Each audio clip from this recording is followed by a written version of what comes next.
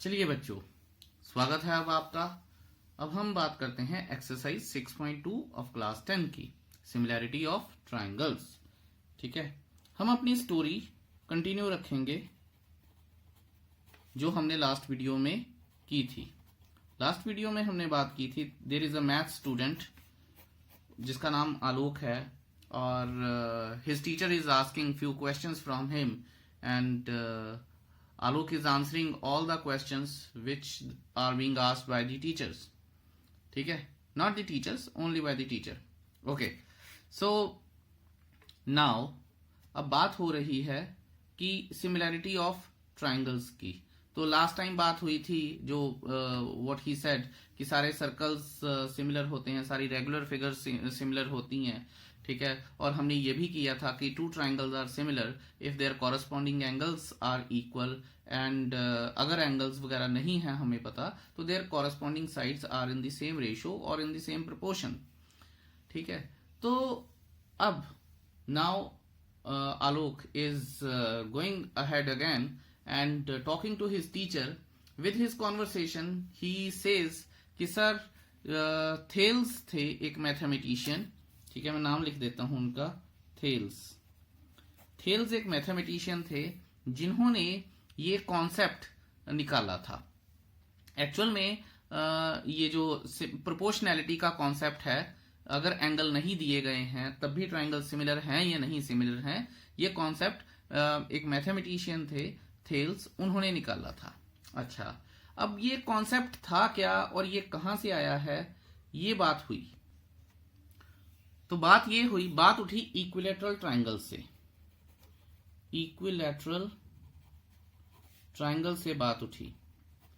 तो बात ये थी कि अगर कोई भी दो इक्विलैटरल ट्राइंगल हैं, हमें पता है कि हर एक इक्विलैटरल ट्राइंगल का एंगल जो होता है वो 60 डिग्री होता है। ठीक है, तो बात ये उठी कि इसका मतलब क्या है कि हर एक इक्विलैटरल ट्राइंगल जो है, ठीक है, जो भी पेयर ऑफ इक्विलैटरल ट्राइंगल्स हैं वो सिमिलर हैं। तो जैसा कि मैं बता रहा हूं, जो ग्रीक मैथमेटिशियन मिस्टर थेल्स थे, उन्होंने एक बड़ा ही अच्छा कॉन्सेप्ट बताया इसके बारे में। ये बहुत पुरानी 2-2,500 साल पुरानी बात है।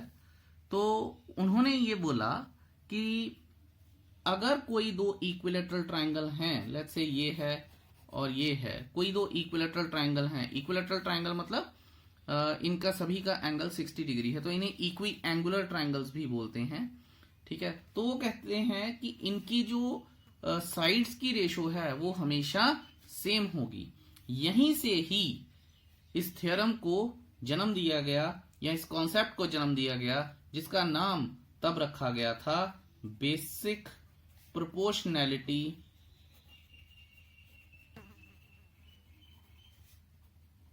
थ्योरम, जिसे बाद में थेल्स थ्योरम भी बोला जाता है, क्योंकि मिस्टर थेल्स जो कि एक ग्रीक मैथमेटिशियंस थे, उन्होंने ही इसे निकाला था। I hope that's clear to you.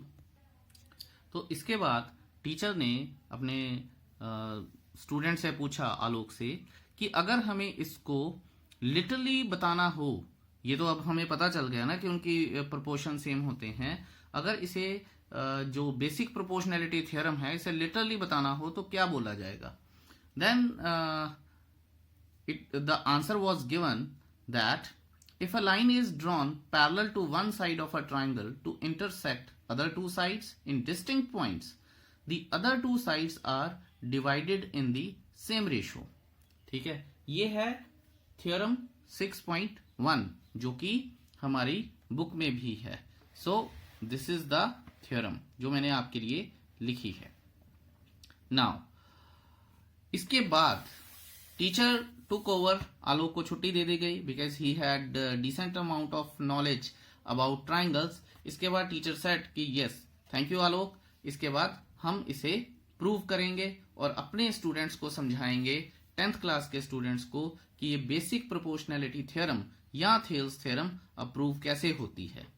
So let's do it. मैं आपको अब डायग्राम बना के बताता हूं जो कि इस थ्योरम के अकॉर्डिंगली बनेगा। If a line is drawn parallel to one side of a triangle, देखिए और बड़े ध्यान से देखिएगा, ये देखिए एक ट्राइंगल है।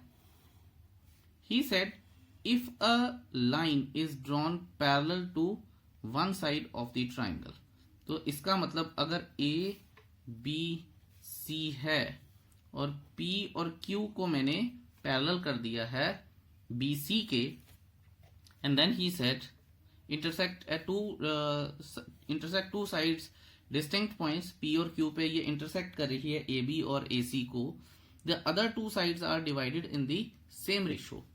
ठीक है, सो हम अब लिखेंगे given to prove, और अगर कुछ कंस्ट्रक्शन करनी होगी तो क्या होगी। गाइस बहुत ज्यादा इंपॉर्टेंट थ्योरम है, बहुत बार पेपर में आ चुकी है। मैं आपको एक और बात बता दूं कि जो 10th क्लास की कंस्ट्रक्शन है ट्राइंगल्स की, वो ऑलमोस्ट 70 to 80% इसी चीज के ऊपर, बीपीटी के ऊपर ही बेस्ड हैं। सो प्लीज इसको समझिएगा ध्यान से, और बताने की जरूरत नहीं है कि अगर कुछ भी आपको डाउट आएगा तो do come back to me. Let us see, और हम अब गिवन टू प्रूव लिखते हैं। चलिए देखिए जी, मैंने गिवन लिख लिया है a triangle ABC where P Q is parallel to B C and PQ intersects AB and AC, यहां लिखना चाहिए मुझे and AC at P and Q respectively। required to prove क्या है, क्योंकि उन्होंने बोला है कि the other two sides are divided in the same ratio, तो required to prove क्या है, AP upon PB is equal to AQ upon QC। ये उन्होंने मुझे required to prove के लिए बोला है। देखिए इस ट्राइंगल में we need to have some construction, क्योंकि हम कैसे करें, ये तो लिख नहीं सकते कि this upon this is equal to this upon this. ना मिड पॉइंट है तो 9th क्लास की मिड पॉइंट थ्योरम भी नहीं लग सकती, तो कुछ भी नहीं लग सकता, तो we have to have some constructions. So let's see, मैं यहां पे ये कर देता हूं आर, तो कंस्ट्रक्शन में लिख रहा हूं यहां पे। कंस्ट्रक्शन में मैंने आपको बताया था, 9th क्लास में भी बताया था कि कंस्ट्रक्शन में हम प्रूफ से पहले ही कंस्ट्रक्शन करते हैं और रिक्वायर्ड टू प्रूव के बाद, क्योंकि मुझे ये प्रूव करना है। अब मुझे कंस्ट्रक्शन की जरूरत हुई तभी तो लिखूंगा। कई बच्चे गिवन से पहले कंस्ट्रक्शन लिख रहे हैं या किसी से भी पहले, तो हर चीज की एक जगह होती है ज्योमेट्री में। इट्स नॉट दैट कि हम कहीं भी कुछ भी कैसे भी लिखी जाए, ऐसे नहीं होता। ठीक है, अब आप ये देखिए,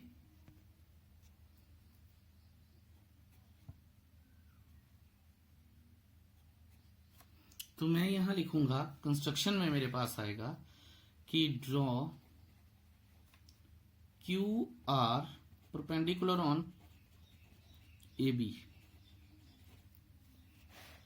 एंड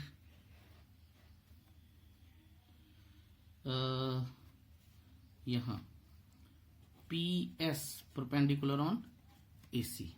ठीक है, ये हो गया। Also join BQ and PC। ठीक है, BQ एंड CP लिख देते, चलिए CP ही लिख देते हैं, बेटर रहेगा। तो ये हमारी सारी हो गई कंस्ट्रक्शंस। अब हम करेंगे इसको प्रूव, और वो बहुत ही आपको ध्यान से देखना है कि हम कैसे प्रूव करेंगे। Let's see, let's go to the next page. आप पॉज कीजिए, ये प्रॉपरली ड्रॉ कर लीजिए, क्योंकि इसी के रेफरेंस से ही आगे सब कुछ प्रूव होगा, तो बड़े ध्यान से देखिएगा। चलिए जी, स्वागत है आपका अगले पेज पर। मैंने दोबारा से ये फिगर बना ली है क्योंकि मुझे बहुत बार इसको रेफर करना पड़ेगा और इसकी हेल्प लेनी पड़ेगी आपको समझाने के लिए, तो मैंने एक फिगर बना ली है। अब ध्यान से देखिएगा, 9th क्लास में यहाँ प्रूव है पूरा, तो ये पार्ट है प्रूफ का। 9th क्लास में हमने एक फॉर्मूला किया था, यहां लिखेंगे कि we know that area of a triangle is equal to half into base into height. ये तो सारी दुनिया को पता है, कंस्ट्रक्शन वगैरह आपको पता है। अब आप बड़े ध्यान से देखिएगा कि मैं क्या करने वाला हूं। ठीक है,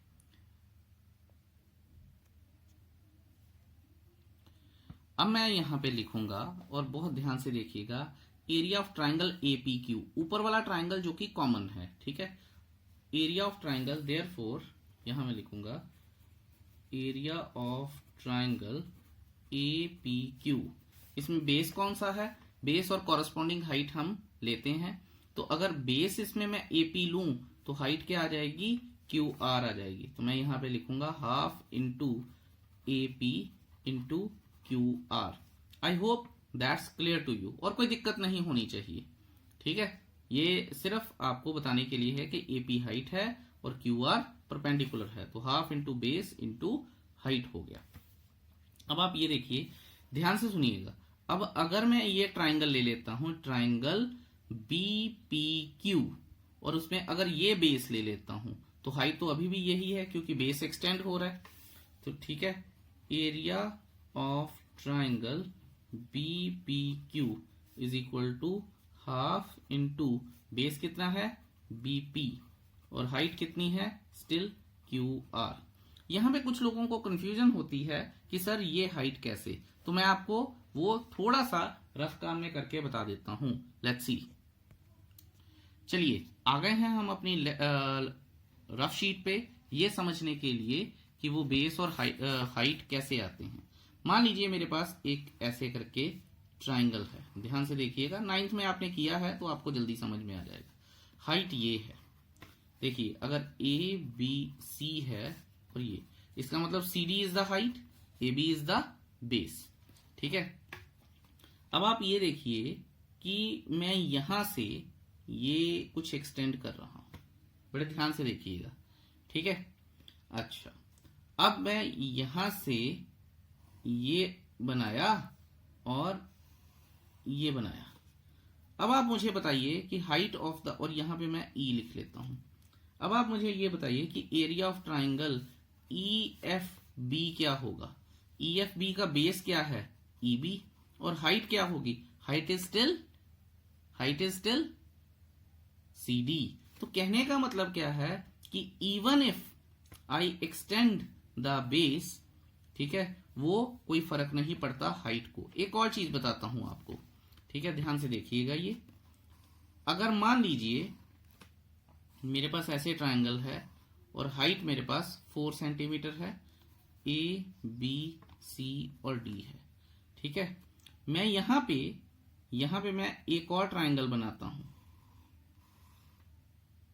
ठीक है। तो मेरा ये पूछना है, अगर ये जो हमारे पास जो परपेंडिकुलर है, ठीक है, जो परपेंडिकुलर है, ये टॉप दोनों के मिलते हैं तो हाइट दोनों की सेम होगी। वही मैंने वहां पे किया है। इसके बाद भी अगर आपको कोई डाउट है तो मुझसे सेपरेटली जरूर पूछिएगा। अब चलते हैं हम अपने मेन क्वेश्चन की तरफ। अब देखिए, इसको मैं इक्वेशन 1 देता हूं, इसको मैं इक्वेशन 2 देता हूं। अब मैं लिखूंगा डिवाइडिंग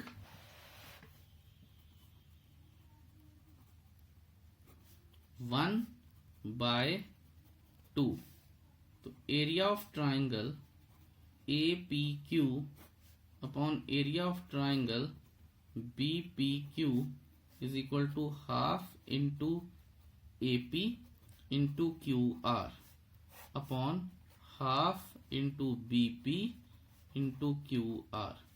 देखिए ये और ये कट गया, ये और ये कट गया, तो मेरे पास क्या बचा AP अपॉन BP। ध्यान दीजिएगा, area of triangle APQ upon area of triangle BPQ, तो वो क्या आ जाएगा AP upon BP, AP upon BP या PB। देखिए यही तो मुझे एक साइड जो रिक्वायर्ड टू प्रूव है, अगर आप देखेंगे उनमें से एक साइड यही तो है जो मुझे प्रूव करनी है। अब आप ये देखिए कि मैं सिमिलरली ये नहीं कर सकता। बच्चे पूछते हैं कि सर सिमिलरली क्यों, ठीक है। सिमिलरली मैं इसलिए नहीं कर सकता क्योंकि आप ये देखिए एरिया ऑफ ट्राइंगल APQ तो आएगा, दूसरा ट्राइंगल मैं लूंगा एरिया ऑफ ट्राइंगल BQC। अगर यहां पे BPQ होता, दूसरे ट्राइंगल में हमारे पास BPQ आता तो मैं सिमिलरली कर सकता था, नहीं तो नहीं करूंगा। अब यहां पे मैं लिख सकता हूं, देखिए area of triangle APQ upon area of triangle BQC ध्यान से देखिएगा, is equal to A Q upon Q C, यहां मैं लिखूंगा और सिर्फ इस ट्राइंगल में फर्क पड़ जाएगा, यहां मैं लिखूंगा। अब ध्यान से देखिएगा, सिमिलरली जो मैं सिमिलरली करके कर सकता हूं वो मैं जरूर करूंगा। Area of triangle A P Q upon area of triangle B Q C is equal to A S upon S C. ये मुझे रिजल्ट मिला है इसके बाद। अब आप ये देखिए कि had this and this been same, फिर तो ये दोनों चीजें सेम हो जाती हैं और ये आ जाता है। यही मैंने प्रूव करना था। यहां शायद मैं थोड़ा गलत लिख गया, एस नहीं आना, क्यू आना, क्यू सी, सॉरी। ठीक है, एनी हाउ अब 1 2 तो दे दिया था मैंने, इसको मैं नाम 3 दे दूंगा और इसको मैं नाम 4 दे दूंगा। अब ध्यान दीजिएगा, मैं दोबारा से फिगर में आपको लेके जा रहा हूं। आप ये देखिए कि PQ is parallel to BC, ये गिवन है हमारे पास। तो फिर area of triangle PQB is equal to area of triangle QPC नहीं आएगा। क्यों भला? Because between the same parallel lines, ठीक है, एंड शेयरिंग सेम बेस। तो मैं यहां लिखूंगा कि since PQ is parallel to BC, ठीक है, ये गिवन है मुझे, therefore area of triangle PQB is equal to area of triangle QPC, ठीक है जी, ओके, ऑलराइट। तो यहां पे BQC नहीं आना चाहिए, BQP आना चाहिए, I am sorry. Okay, any how ये आ गया 5। अब मैं लिखूंगा फ्रॉम 3 4 एंड 5। आप ये देखिए कि 3 4 एंड 5 जो कि हमारे पास ये हैं, BPQ और BQP, BPQ और BQP, ठीक है, ये सारे सेम हो गए। तो ये आ जाएगा AP upon BP is equal to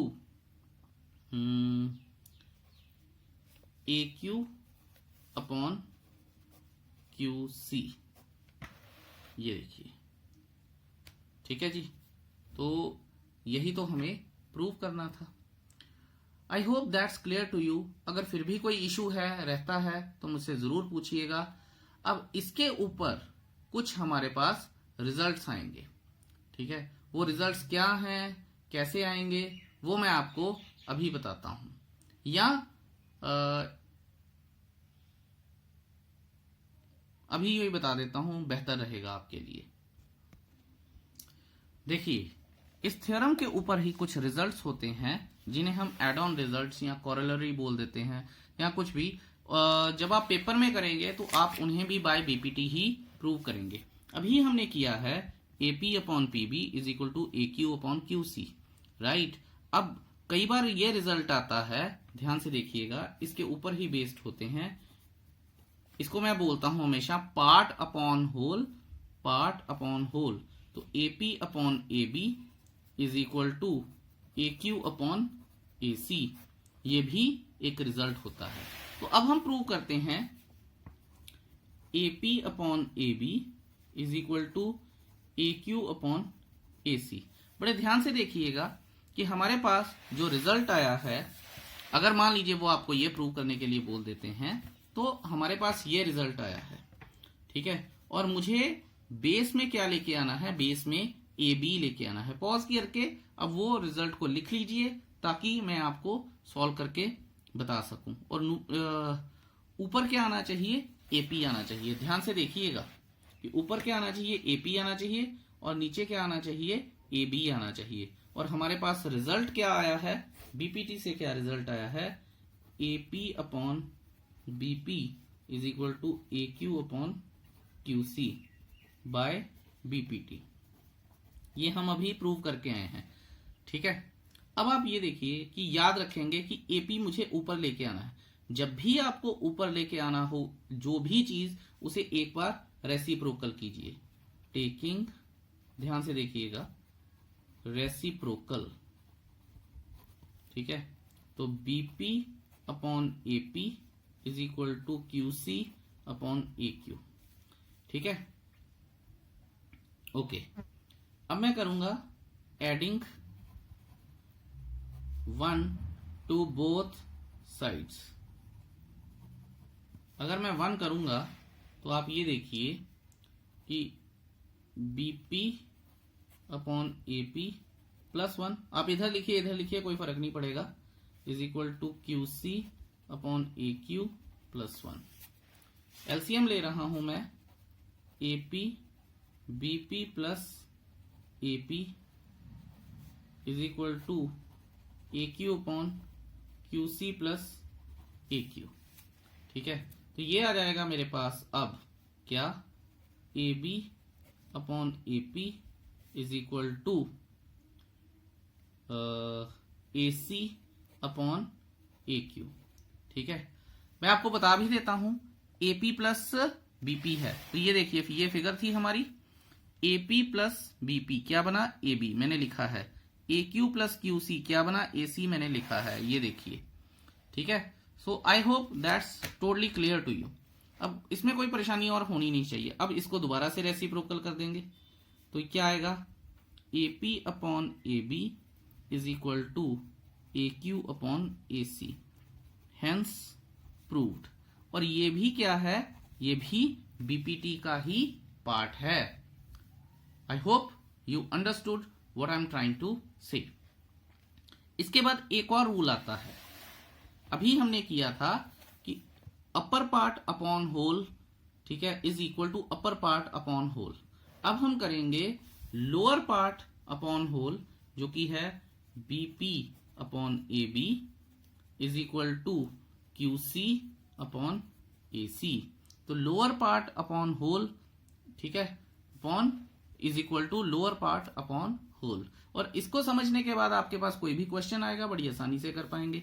दोबारा से इसको प्रूव करते हैं, देखिएगा यहां पे मैं लिख देता हूं कि AP upon BP is equal to A Q upon Q C. अब मैं दूसरा रिजल्ट प्रूव करने जा रहा हूं, ठीक है। तो ध्यान दीजिएगा, मैं लिख लूंगा दोबारा से यहां पे बाय बी पी टी, ये तो पता ही है हमें कैसे आया था, ठीक है।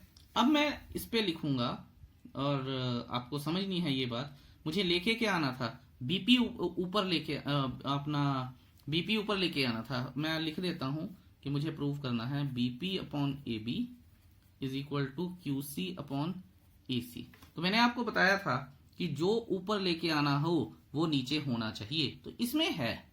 तो अब मुझे और कुछ ज्यादा करने की जरूरत नहीं है, क्यूसी लेके आना चाहिए, क्यूसी नीचे है, ठीक है। ये रूल है, एडिंग 1 टू बोथ साइड्स। अगर मैं ऐड 1 करूंगा बोथ साइड्स पे, तो A P upon B P plus 1 is equal to A Q upon Q C plus 1। ये आ जाएगा हमारे पास BP A P plus B P is equal to A Q plus Q C upon Q C. अब दोबारा से वही बात आ गई, A P plus B P is equal to A B upon B P is equal to A Q plus Q सी क्या हो जाएगा, A C upon Q C, taking reciprocal. अगर मैं रेसिप्रोकल ले लूंगा तो B P upon A B is equal to Q C upon A C, hence proved. तो ये बीपीटी का ही एक थर्ड रिजल्ट है जो हमारे पास आ गया है। तो ये 3 रिजल्ट्स आते हैं बीपीटी से हमारे पास। एक होता है part, upper part upon lower part is equal to upper part upon lower part. दूसरा होता है अपर पार्ट अपॉन होल इज इक्वल टू दूसरी साइड का अपर पार्ट अपॉन होल। तीसरा होता है लोअर पार्ट अपॉन होल एक साइड का is equal to lower part upon whole दूसरी साइड का। तो ये हमारे पास कुछ रिजल्ट्स हैं। इसके बाद हम थ्योरम 6.2 करते हैं और फिर हम कुछ एग्जांपल्स करेंगे and then we are good to go. चलिए लेट्स डू इट। चलिए जी, थ्योरम 6.2 अगर हमने बीपीटी की है यानी बेसिक प्रोपोर्शनैलिटी थ्योरम या थेल्स किया है तो उसका कन्वर्स भी करना पड़ेगा। तो कन्वर्स क्या कहता है, if a line divides any two sides of a triangle in the same ratio then the line is parallel to the third side. कहने का मतलब क्या है, कहने का मतलब ये है कि अगर ऐसे हमारे पास एक ट्राइंगल है और अगर एक लाइन इनको सेम रेशो में डिवाइड करती है, जैसे ए बी सी डी और ई, वो कहता है कि अगर A D upon D B is equal to A E upon E C है तो D E is parallel to B C है। इसका ये मतलब है। ठीक है, तो कैसे करें इसको प्रूव? तो इसको प्रूव करने के लिए सबसे पहले तो मुझे गिवन और रिक्वायर्ड टू प्रूव लिखना पड़ेगा, फिर कोई कंस्ट्रक्शन होगी तो वो करूंगा and then we will prove it. Let's see, मैं गिवन और रिक्वायर्ड टू प्रूव लिख लूं, आप भी पॉज कीजिए और लिखिए। लीजिए जी, मैंने लिख दिया है जो भी गिवन है, ट्राइंगल एबीसी लिख दी है, AD upon DB is equal to AE upon EC लिख दिया है, और उसके बाद जो ट्राइंगल है हमारे पास जो कि थ्योरम में बोला गया है कि DE is parallel to BC, ये मुझे प्रूव करना है। बड़ा इंटरेस्टिंग सा काम है। तो यहां पे मैं एक कंस्ट्रक्शन लिखता हूं। कंस्ट्रक्शन क्या है, ड्रॉ अ लाइन, ध्यान से देखिएगा, DE dash, draw a line DE dash parallel to BC. ये मैंने अपनी तरफ से एक लाइन ड्रॉ की है, ये देखिए, ये ई डैश। ठीक है, बहुत ध्यान से देखिएगा, बड़ी मजेदार सी प्रूफ है इसका। अब मैं प्रूव करता हूं इसे। अच्छा, since DE dash is parallel to BC by construction है ये, therefore AD upon DB is equal to AE dash upon E dash C by BPT। ये तो BPT का रूल है, तो मैं डिनाई नहीं कर सकता, चाहे मुझे पैरेलल दिख रही है या नहीं दिख रही है। अगर बोला गया है वो पैरेलल है तो वो प्रोपोर्शनेट भी है, BPT कहती है। And AD upon DB is equal to AE upon EC, ये गिवन है मुझे। ठीक है, अब ये 1 है और ये 2 है, फ्रॉम 1 and 2। अब ध्यान से देखिएगा, अब आप ये देखिए, AD अपॉन DB सेम है तो कट जाएंगे। AE dash upon EC dash is equal to, ये चीजें आ जाएंगी। अब मैं लिख लेता हूं ये चीज, AE dash upon E dash C is equal to AE upon EC। ठीक है, ये रिजल्ट आ जाएगा मेरे पास। अब आप ये बताइए, ये पॉसिबल ही नहीं है। अगर हम फिगर देखें तो AE dash upon E dash C is equal to AE upon EC, ये कैसे सेम है? ठीक है, तो मैं यहां लिखूंगा दिस इज, देखिए एनसीईआरटी में ये चीजें नहीं है, तो ध्यान से, this is only possible when E dash and E, when points, मैं लिख देता हूं, points E dash and E coincide with each other. Coincide का मतलब क्या है कि वो एक ही हैं। ठीक है, सो देयरफॉर अगर वो एक ही हैं तो therefore DE is parallel to BC, ये प्रूफ होता है कन्वर्स। क्योंकि अगर देखिए ना, अगर ये साइड्स इक्वल हैं तो इसका मतलब क्या है, लाइंस पैरेलल होंगी, जो हमारी कंस्ट्रक्शन थी। तो इससे हमें ये प्रूफ होता है कि converse of BPT is also true. ठीक है, तो बड़े ध्यान से समझने वाली है ये, और बहुत आ जाएगी, वैसे कोई इतनी लंबी चौड़ी बात नहीं है, ये आसानी से आ जाएगी। ठीक है, अब हम करते हैं इसके ऊपर कुछ क्वेश्चंस, बड़े ध्यान से देखिएगा, बहुत इंटरेस्टिंग क्वेश्चन है, मजा आएगा आपको करने में। Let's see, let's go to the next page. देखिए एग्जाम्पल 1 जो है वो ये कहती है, मैं स्टेटमेंट पढ़ता हूं, if a line intersects AB and AC of a triangle ABC at D and E respectively.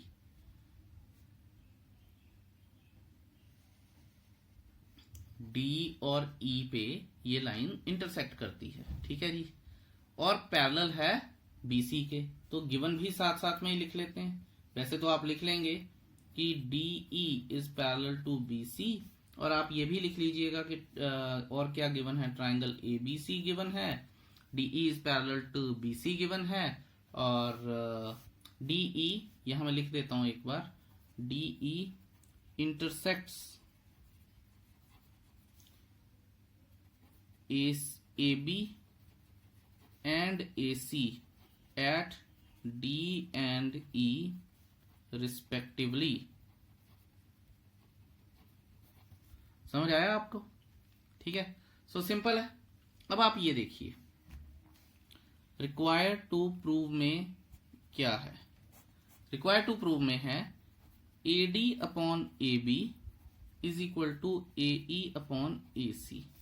देखिए, AD upon AB is equal to AE upon AC, upper part upon whole divided is equal to upper part upon whole of the second side. तो अब आपके लिए ये चीज समझनी आसान हो जाएगी। मैं आपको प्रूव करके बताता हूं, ठीक है, तो प्रूव करता हूं मैं। यहां मैं लिखता हूं कि in triangle ABC DE is parallel to BC, ये चीज मेरे पास गिवन है। Therefore AD upon DB is equal to AE upon EC। Why? By BPT, यही है इसका रीजन, ठीक है। अच्छा, एनसीईआरटी में थ्योरम 6.1 लिखा होता है और बच्चे कुछ पेपर में भी ये काम करके आते हैं। भाई लोगों, 6.1 2.1 ऐसा नहीं लिखना, आपको थ्योरम का नाम लिखना होता है, ठीक है। तो ये मैंने लिख दिया, लेकिन जैसा मैंने बताया था कि AD अपॉन AB है, तो जो मुझे न्यूमरेटर में फाइनली लेके आना है वो मुझे मेरे पास डिनोमिनेटर में होना चाहिए। तो मैं क्या करूंगा, taking reciprocal,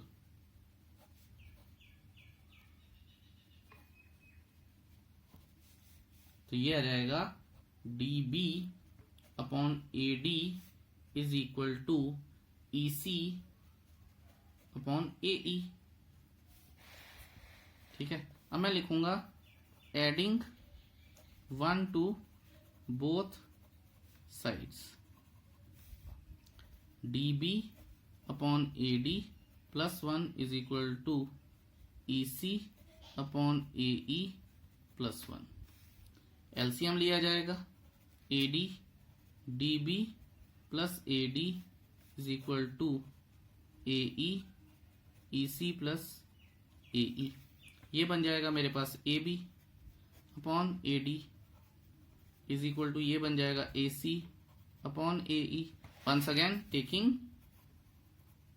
reciprocal,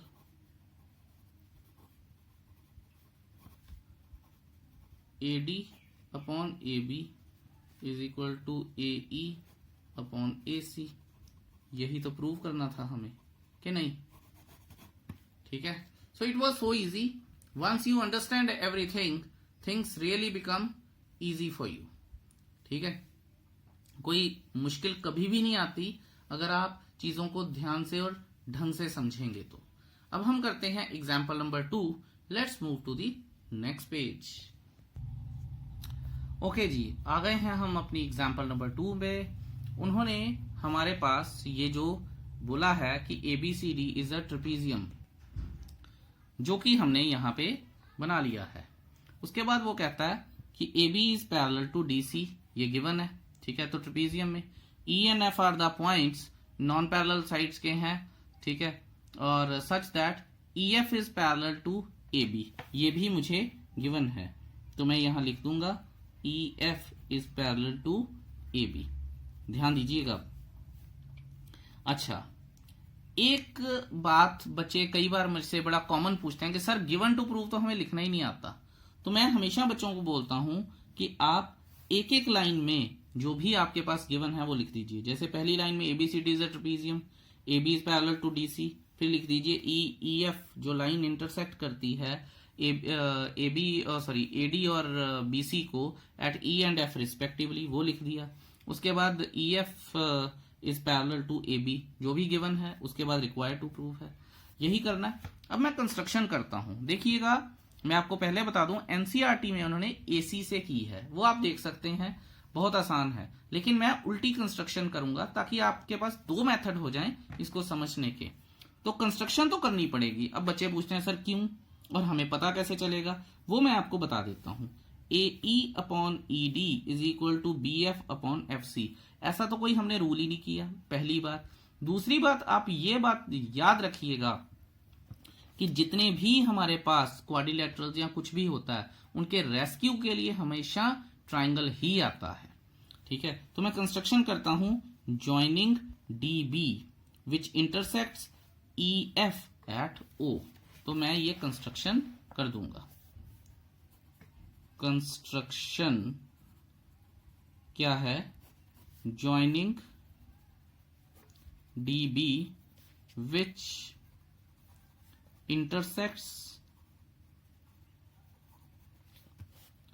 EF at O। So you got it. अब आप ध्यान दीजिएगा, अब प्रूफ होने जा रही हैं चीजें, और इस क्वेश्चन को ध्यान से समझिएगा भी।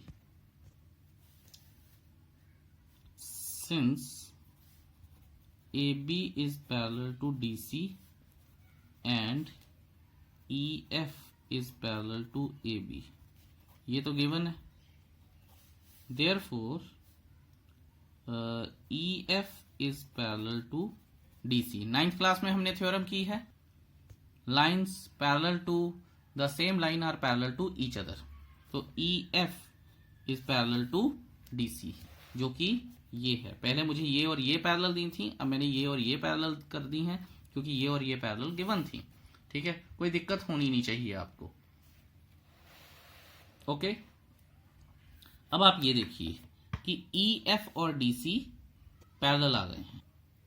यहां पे मैं आपको एक बात बहुत इंपॉर्टेंट बतानी चाहूंगा कि जब भी हम ट्राइंगल कंसीडर करेंगे, ठीक है, ट्राइंगल कंसीडर करेंगे तो हमें जो चोंच होती है, ठीक है, जहां से एक्चुअल में ये ऐसी साइड्स निकलती हैं, जैसे ये, तो ये चोंच होती है, इसे टॉप वर्टेक्स बोला जाता है, ठीक है। तो टॉप वर्टेक्स से ही हमें ट्राइंगल को पकड़ना होता है, ठीक है।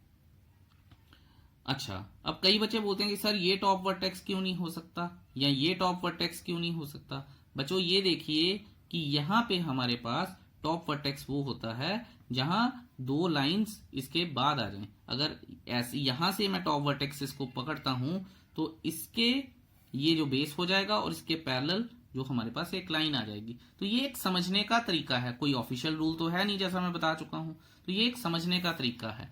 तो अब मैं करूंगा इन ट्राइंगल DAB, ध्यान दीजिएगा, यहां पहले मैं लिख देता हूं क्योंकि EF is parallel to DC है और EF is parallel to AB given था, इसलिए मैं EO is parallel to AB भी लिख सकता हूं। Therefore EO is parallel to AB, parts of parallel lines, 9th class की थ्योरम है ये। अब मैं लिखूंगा इन ट्राइंगल DAB, यहां मैं लिखूंगा EO is parallel to AB proved. Therefore DE upon EA is equal to DO upon OB, ठीक है, ये मैंने लिख दिया है। अब क्योंकि आप फिगर बना चुके हैं मुझे पता है, लेकिन फिर भी मैं आपको बता रहा हूं। अब मैं करूंगा ये चीज, ठीक है, ये चीज, लेकिन उससे पहले आप यहां पे देखिए कि मेरे को प्रूव क्या करना था, मेरे को प्रूव करना था AE अपॉन ED। तो मैं इस सारे को रेसिप्रोकल कर लूं, टेकिंग रेसिप्रोकल, तो यहां आ जाएगा AE upon DE is equal to OB upon OD, ठीक है, या DO कुछ भी लिख सकते हैं आप। ये एक रिजल्ट हो गया है। अब मैं लिखूंगा in triangle BDC, in triangle BDC, अगर BDC लिखूंगा तो यहां लिखूंगा मैं OF इज पैरेलल टू किसके, DC के। ध्यान दीजिएगा, दोबारा से बता रहा हूं, OF पैरेलल टू DC। पहले आपने ये इसके पैरेलल किया था, अब आप ये इसके पैरेलल करेंगे और रूल सेम लिखेंगे, parts of parallel lines, parts of parallel lines हो गया। इसके बाद मैं लिखूंगा, और यहां पे रीजन देना मैं भूल गया, आई एम सॉरी, कभी भूलना नहीं चाहिए, बाय BPT। अब हम यहां पे करते हैं कि टॉप वर्टेक्स से BO upon OD is equal to BF upon FC। ठीक है, अब आप ये देखिए, ये और ये सेम है, तो मैं क्या लिखूंगा, फ्रॉम 1 and 2, फ्रॉम 1 and 2 ये तो गए, तो AE upon ED is equal to BF upon FC, और यही तो मुझे प्रूव करना था, हेंस प्रूव्ड। ठीक है, देखिए कितना आसान था सब कुछ, it was so easy end of course interesting. ठीक है, अब हम करते हैं, अगले पेज पर चलते हैं और एग्जाम्पल नंबर 3 करते हैं। लेट अस सी। चलिए जी, एग्जाम्पल 3 बड़ा डिसेंट सा प्यारा सा क्वेश्चन है, 1 मार्क या 2 मार्क्स का ज्यादा से ज्यादा। उन्होंने बोला है कि ये हमारे पास एक ट्राइंगल है, PS upon SQ is equal to PT upon TR, ये गिवन है, और ये वाला angle PST is equal to PRQ, ये भी इक्वल है। उन्होंने हमें बोला है कि ट्राइंगल PQR को आइसोसेलेस प्रूव कर दीजिए। कर देते हैं जी, बहुत आसान है, कोई कंस्ट्रक्शन की जरूरत तो मुझे दिख नहीं रही है। तो प्रूफ में चलते हैं, इन ट्राइंगल, या ये भी नहीं लिखते हैं, PS upon SQ is equal to PT upon TR, ये चीज क्या है, गिवन है मुझे, मेरे पास।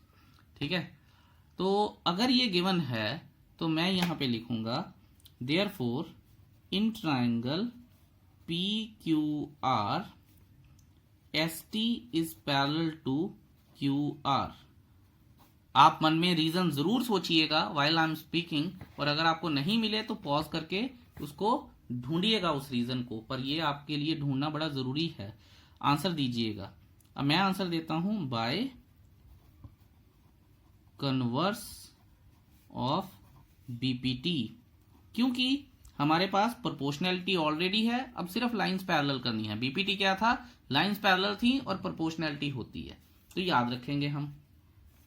तो अब आप ये देखिए कि अगर ये लाइन और ये लाइन पैरेलल है तो एंगल 1 और एंगल 2 मैं नाम दे देता हूं इनको, therefore angle 1 is equal to angle 2, why, corresponding angles. ठीक है ना, बिकॉज कॉरस्पॉन्डिंग एंगल, और इसे मैं नाम 3 दे देता हूं। ठीक है, also angle 1 is equal to angle 3, ये क्यों, क्योंकि ये गिवन है। ये 2 कर लेते हैं हम और इसे 1 कर लेते हैं हम। ठीक है, फ्रॉम 1 and 2, तो angle 2 is equal to angle 3 आ गया। और अगर एंगल 2 एंगल 3 हैं इक्वल, तो ये क्या आ जाएगा फिर, PQ is equal to PR आ जाएगा। रीजन दे दूंगा मैं, sides opposite to equal angles are always equal, इतना ही लिखना होता है हमें। Therefore triangle PQR is an isosceles triangle. और आई होप ये आपको समझ आ गया है। Exercise 6.2 is your homework. I just hope कि आपको ये सारा समझ में आ गया है। स्टिल आई रिक्वेस्ट कि आपको कुछ भी नहीं समझ में आया है, get back to me immediately, क्योंकि ये सारा कुछ बहुत ज्यादा इंपॉर्टेंट है। Triangles is one of the most important chapters. ठीक है, और आपको अगर ये समझ नहीं आया तो आप हमेशा ही मुश्किल में रहेंगे। कोऑर्डिनेट ज्योमेट्री इसके ऊपर डिपेंड करती है काफ़ी सारी, और कंस्ट्रक्शन मैंने बता ही दिया है, ठीक है। और काफ़ी सारी और चीज़ें भी इसके ऊपर डिपेंड करेंगी। Triangles itself depends on these theorems, so आपको आना चाहिए। इसी के साथ I really thank you for watching this video so patiently and nicely and clearing your concepts. Thank you so much. Have a beautiful day ahead. Bye-bye.